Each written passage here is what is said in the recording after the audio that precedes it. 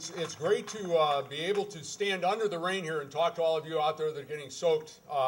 It's very impressive with the number of people that have shown up here because they are concerned about what government is doing to them and what they can do back to change government. Unfortunately, in Illinois, we have a culture of corruption that goes from the city to the county to the state and to the feds.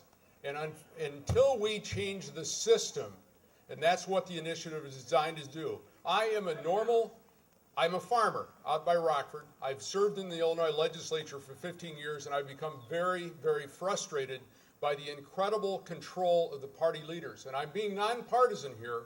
Both sides tend to aggregate power in their own hands, and they won't give it up.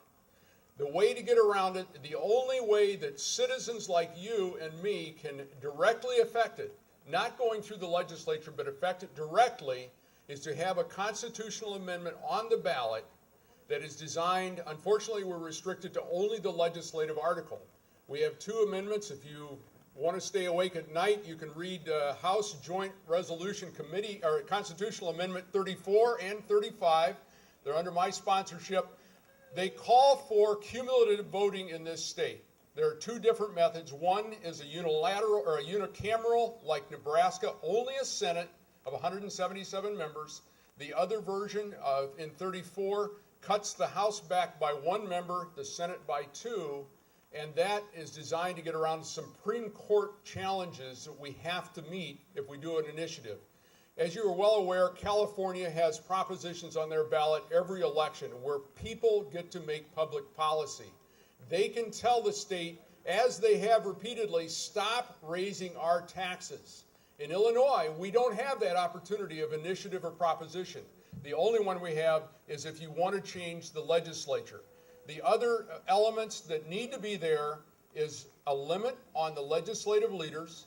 Before 1982, before the cutback amendment, no person had ever served more than 3 terms as Speaker of the Illinois House. We now have a Speaker who's been Speaker except for 2 years since 1982. For 28 years, 26, he's been Speaker. That is not allow us to change the state. And I'm not sure that if the Republicans controlled that they would do much better. We need a limit on leadership. The third element between cumulative voting that creates independent legislators in every district, leadership term limits. The third element then is a fair way to remap. If you've ever looked at the congressional map in Illinois or the legislative map, gerrymandering has reached an art form in Illinois. And we can change that. The state of Ohio just did a model where they have citizens like you submit a map and it's scored by a computer. You use a common software that is open source. Everybody knows how the software is put together. You use census data tracks, and then you get bonus points if you make additional districts where any party can win.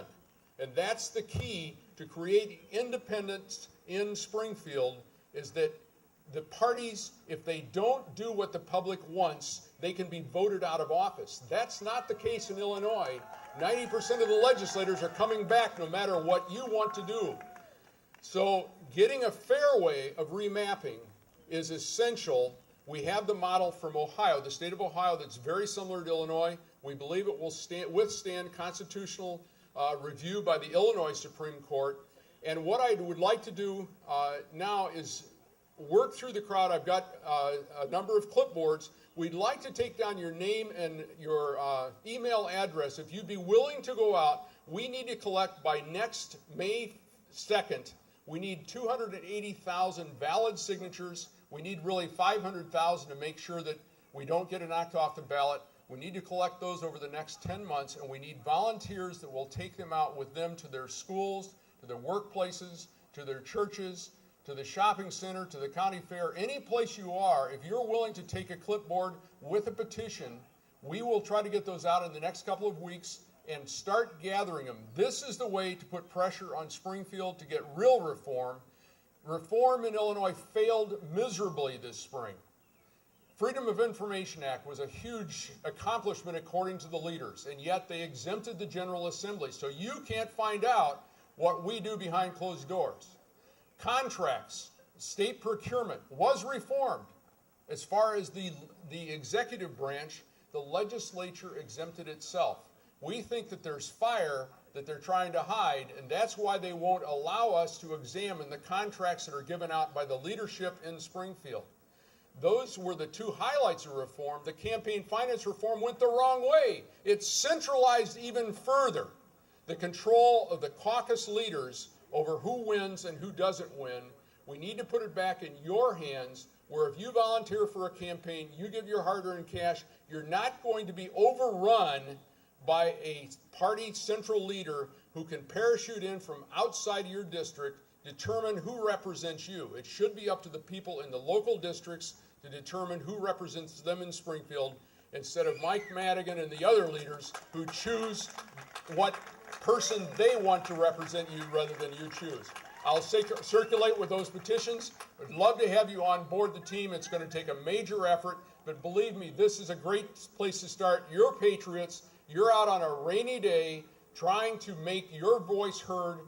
Some of us in the General Assembly have heard you. I know you'll hear later from Mike Connolly and from Chris Lawson, two more stalwarts in the fight to make sure that Illinois stays competitive, we create jobs here, and we keep taxes down.